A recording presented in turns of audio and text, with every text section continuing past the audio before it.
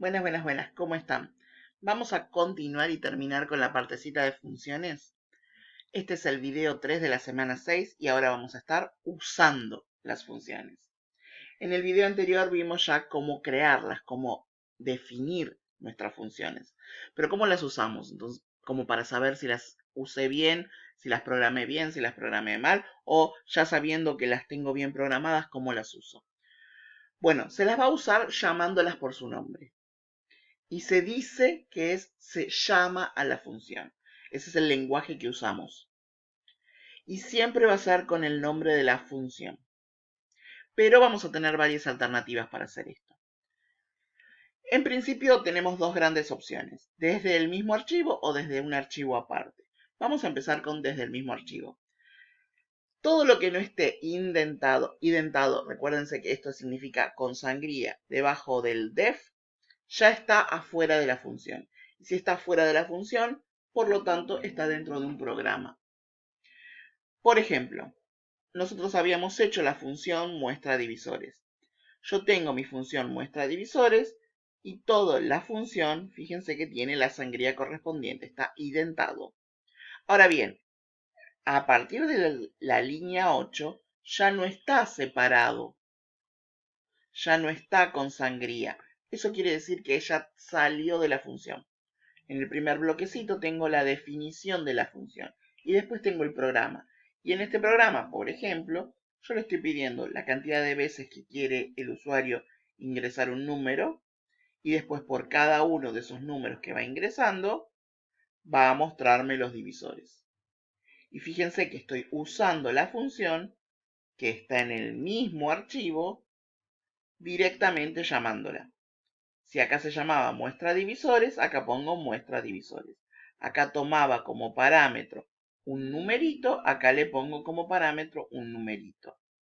Este es el programa principal donde estoy usándola. Y para usarla directamente escribo su nombre. Ahora bien, observemos este detalle. Dentro de la función la variable se llama n, fuera de la función la variable se llama a. Esto es importante, que pueden ser nombres iguales o pueden ser nombres diferentes. Las variables dentro del bloque de la función son variables locales. La n internamente vive acá. Fuera de la función, dentro de lo que es el programa principal o dentro de lo que es otra función, la n puede significar otra cosa y no hay ningún problema. Esto es el nombre con el que se conoce, por ejemplo, el número que ingresa el usuario en el programa. Yo decidí llamarlo A, pero cuando entra la función, toma el nombre de n y hace lo que tenga que hacer. Esto es como cuando uno vive en el mundo real, por ejemplo, en la escuela, en la universidad, y tiene su nombre legal. Sin embargo, cuando entro a mi casa, toda mi familia me llama por un apodo. Internamente en mi casa, yo entro, soy la misma persona, pero me llaman por el apodo. Mientras que en el mundo exterior recibo otro nombre. Bueno, esa es la diferencia entre variables locales y globales. Local es dentro de la función, global es en el programa general. Y decíamos que teníamos otra alternativa, recién vimos la de llamando a la función que esté definida dentro del mismo programa. Un detalle importante, yo dentro del mismo archivo, dentro del mismo programa, puedo definir varias funciones.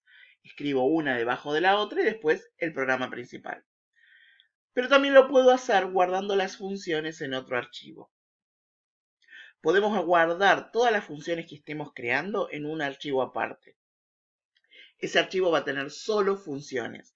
La ventaja de eso es que no voy a tener que escribir el bloquecito de las funciones cada vez que la necesito. Solo lo voy a tener que utilizar. Por ejemplo, en este caso, yo armé las dos funciones que creamos en el video anterior, muestra divisor y suma divisor, y las guardo en un solo archivo, un archivo .py, y lo voy a guardar en una carpeta, en la carpeta que yo quiera. Por ejemplo, en mi caso, yo decidí guardar estas funciones en un archivo que se llama funciones-julieta dentro de una carpeta que llamé ejemplos FP de fundamento de programación en el escritorio. Ustedes guárdenlas donde quieran. Una vez que tengo esto, y esto es bien importante, ya tenemos creada nuestra propia biblioteca, nuestra propia librería de funciones, como math, pero math ya venía creada. Esta la creamos nosotros. Y ahora la tenemos que usar. Y para usar, tenemos primero que nada que garantizarnos, y esto no pasaba con math, tenemos que garantizarnos de que esté guardada en la misma carpeta.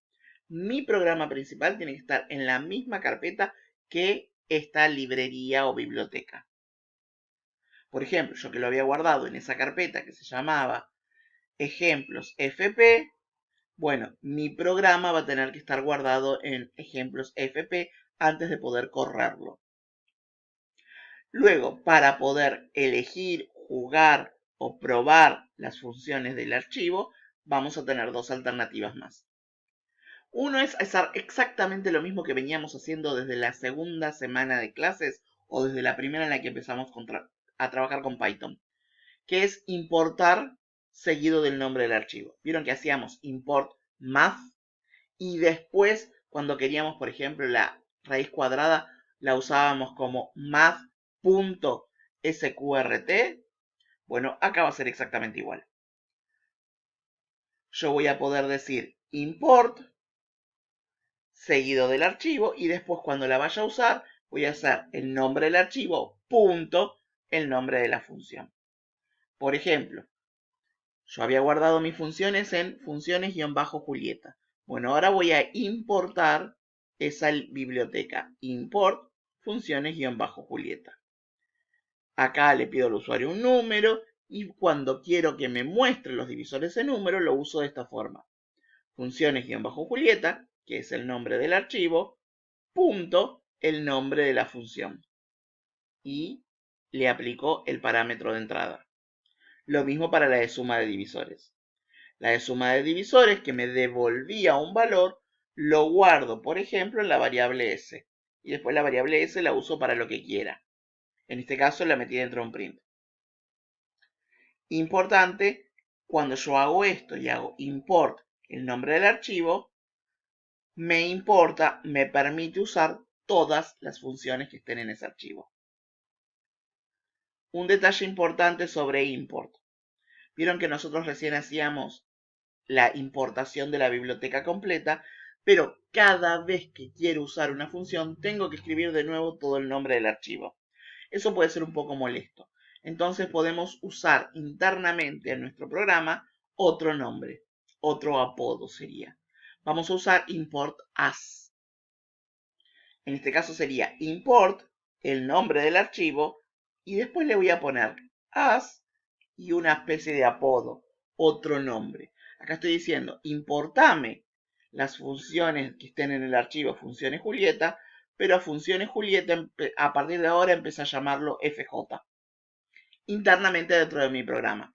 Entonces, cuando lo use, importo funciones Julieta como FJ y fíjense que cuando lo uso, ahora no escribo funciones-Julieta.muestra divisor, sino que escribo directamente FJ.muestra divisor o FJ.suma divisor.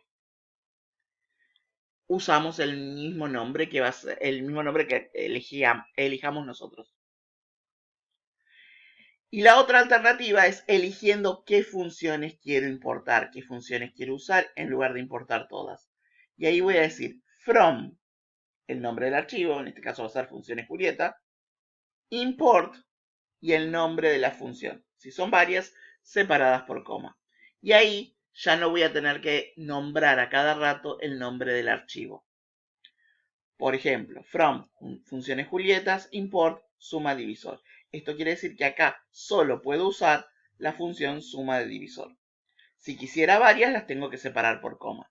O, si quiero todas, puedo hacer exactamente lo mismo, pero seguido de un asterisco. Esto me importa todas las funciones, con la ventaja de que además no tengo que ponerle el nombre del archivo a cada rato. Directamente uso muestra divisor o suma divisor. Detalles finales sobre esto. Salvo que la función específicamente la haya armado para pedirle datos al usuario o para mostrar algo por pantalla, las funciones no interactúan con el usuario. Son funciones puras, es decir, toman parámetros y devuelven resultados que no tengan ningún efecto colateral, que no tengan ningún input, que no tengan ningún print, por ejemplo. Estos son los que llamamos funciones puras. A partir de este momento, en esta materia, todos nuestros programas van a ser modulares. Eso quiere decir que vamos a tener muchas funciones y el programa principal las va a utilizar. Incluso una función puede llamar a otra función que llame a otra función.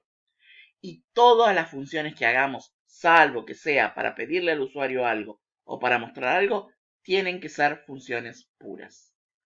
Dicho esto, ahora les queda a ustedes seguir trabajando y practicando. Nos vemos en el próximo video.